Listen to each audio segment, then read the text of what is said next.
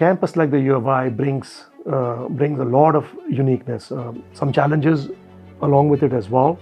If all of these resources are utilized in a proper way, in a much more systematic and channeled way, then we can really have a significant impact, not just on the impact on this community to respond to an emergency, but also to be able to support the state and the country in general as well. Doing a lot of public health planning over the last 20 years, there were 2 or 3 different concepts that were ingrained in us. One is, much before a disaster, you should start having these conversations about MOUs, Memorandum of Understandings. You should be testing things out to see if, how this would work out in a real disaster. Mutual aid agreements with different communities that are not part of your community.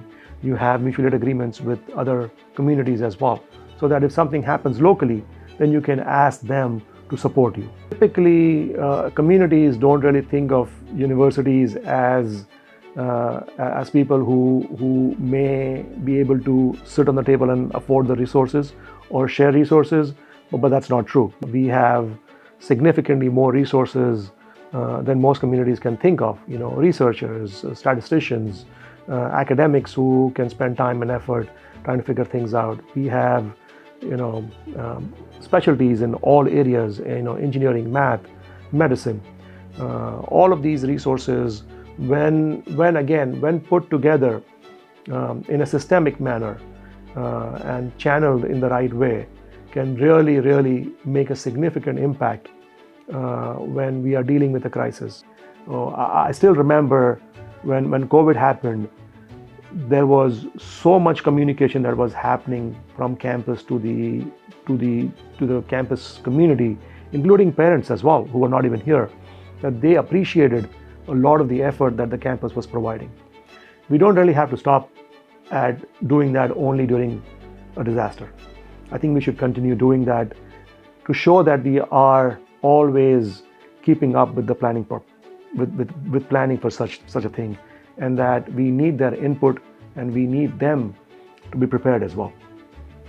Just like when we are planning for operations and response, the communication folks are also planning strategies much before something happens.